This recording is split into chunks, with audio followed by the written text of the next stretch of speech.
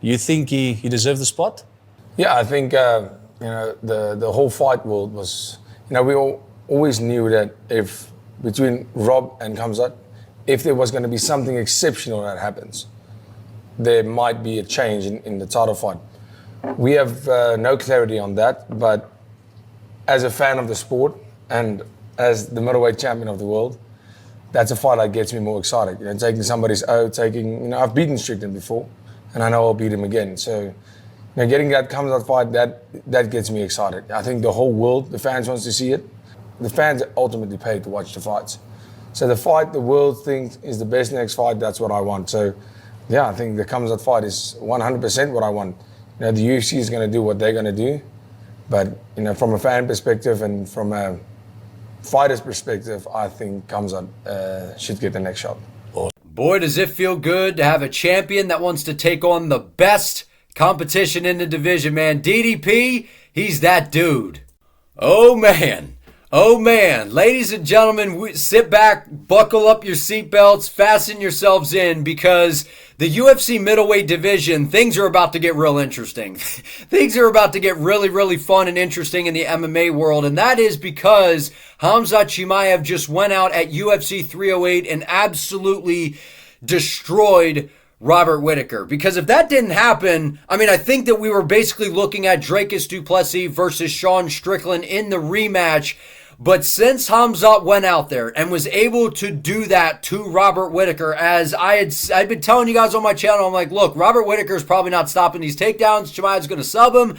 I thought it was going to happen in 2 rounds. Well, guess what? It only happened in 1. Going out there and doing that to Bobby Knuckles, it's just got everyone talking. It's got everyone talking, and hell, it's even got DDP talking. You heard him. And we're at the point now where we are looking at in the UFC, well, what happens next? Do they decide to go Khamzat Chimaev versus DDP, or do they decide to still do DDP versus Strickland 2? So in this video, I want to discuss what I think the UFC is going to do, what I would like to see, and then how this all kind of works out for, in terms of the division and for the fighters. Because guys, this is great problems to have. This is great problems to have, right? Whenever you if you're a business and you got all these people reaching out wanting your business, those are good problems. You're like, well, we don't have enough staff. Well, that's fine. We'll hire people. We'll figure it out. That's what the UFC has going on right now. These are good problems to have. What they have right now, this is not something to be looking at as like a negative. This is great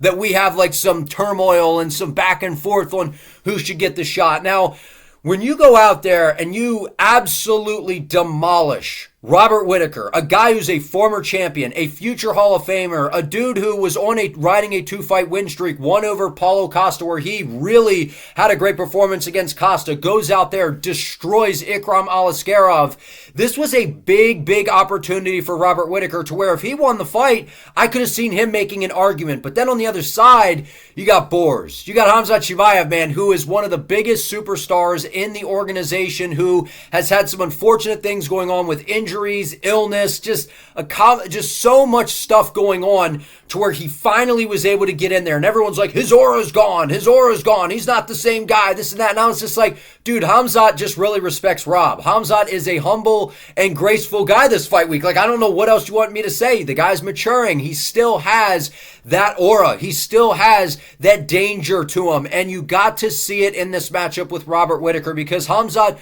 went up to, in that village up in Russia. He really dialed in and surrounded himself with the right people for this camp, and it paid off dividends. And, I'm giving Khamzat his praise here, and it sounds like I'm glazing, but I am a little bit, but what I'm saying is, if he didn't do this, there's no conversation. This is Dricus Du Plessis versus Sean Strickland, probably early in 2025. But now we have some controversy. And what I really like about DDP, a lot of people, the Strickland fans, because what I want to do here, biases to the side. We're going to call it like it is, and we're going to talk about what I think the UFC is going to do. Because guys, because it seems like the Strickland fans, the Chimaev fans, it's like they're on this side and they just hate each other. Well, let's put that aside for a minute and let's talk about this, okay? Look, Sean Strickland, he's a guy that he absolutely has put himself positioned for a title shot. He's put himself in a position for a title shot because he is the only person thus far to go in there with Dricus Du Plessis and do basically what he did, right? right? Outside of that, DDP's been finishing everybody, and he's looked absolutely spectacular. He just finished Israel Adesanya. He was able to finish Robert Whittaker. Sean Strickland went in there and went a very, very close 5 rounds with him, where everyone thought, well, maybe it's Strickland won, maybe DDP won. So when you have that controversy, that kind of warrants a rematch, considering Strickland was the champion. So I understand why people would want the rematch. He goes out there, and it was a stinker. It was a snoozer. It was not a good, like, hey, I want a title shot type of fight by Strickland. It was not a particularly good performance, but also part of that, it takes 2 to tango, right? Paulo Costa was a back foot Paulo that fight. He was scooting around, moving on the outside. He never tried to stand his ground and try to, stand in there and trade with Strickland. So it was a very, very weird fight. I just thought it was a bad fight by both Paulo and Strickland, right? I'm not just going to blame Strickland for that. I'm also going to blame Paulo Costa. So we got that out of the way. So if you say Strickland deserves a title shot, you're not wrong. He absolutely has put himself in position to have a title shot. The problem here is, ladies and gentlemen, Khamzat Chimaev is that dude. He's him. In the middleweight division, he is, man. Like, come on, man. Like, even if you don't like Khamzat, like, you have to admit the guy he's special. He's absolutely special. The way he talk, brother, listen, man. Like, he's got a scary voice. Like, he has an intimidating style. It's like this aura of invincibility that we haven't quite seen in the UFC, right? With Alex Pineda, with, McGregor back in the day. It's like, you're probably going to go in there and get KO'd, right? When you go up against those guys, where Poatan, the left hook, McGregor, the left hand, and you just knew there was like a special striking aura there, where with, Khabib or someone like that, it was the mauling, grappling, but with Khamzat, it's like a Conor McGregor pace, like so fast in the first round, getting in your face right away, but then subbing and finishing people and dominating them with the grappling in the very first round. And when you do that to Robert Whittaker, you earn a title shot, man. Like, you earn a title shot. Like, it's just, that is how I feel. And if this was like, if Fluffy Hernandez was ranked, in the back end of the rankings, and he got thrown in there with Robert Whittaker and did that in the first round, I'd be like, hell, sign Fluffy up, give him the title shot, man. So this isn't just like I'm being biased to Khamzat. Like, I know, you guys know I'm a big Khamzat fan. I'm just saying, he gave himself the opportunity to be like, I am in line for a title shot. So in my opinion, I think Khamzat should get the shot. I really believe that Khamzat should get the shot. And I think it should be early next year, because you'll have Ramadan coming up, so this will have to be something in probably early February or sometime in February, like towards the middle, towards the, whatever. The UFC will get it sorted out. But you saw Dana. He went up to Khamzat after the fight, and I joked around, I tweeted out, I was like, Dana either went up to Khamzat to say, stay in shape, man, because we're going to turn you around pretty quickly here. You're getting the shot, right? And we've heard Dana do that. We've seen the UFC, they go to the back and they're like, we want you next for the title shot. They'll do that. That's something that they've done before, and that wouldn't surprise me. And when I say stay in shape, Khamzat's a guy that's always training. What I mean by staying in shape, stay fight ready, stay locked in, get ready, because you might be fighting in a couple of months. Or it was just Dana tracking him down to be like, hey, Khamzat, did you hear John Jones is the pound for pound best fighter on the planet? So I don't think it was that one. Maybe it was. I don't know. Dana at this point, I mean, maybe he did. But I really do think that he was like, hey, kid, you could hear Dana, hey, kid, you did yourself some favors there. You earned it. So I really think that Khamzat is going to get the shot next. I think it should be Khamzat, because here's the thing.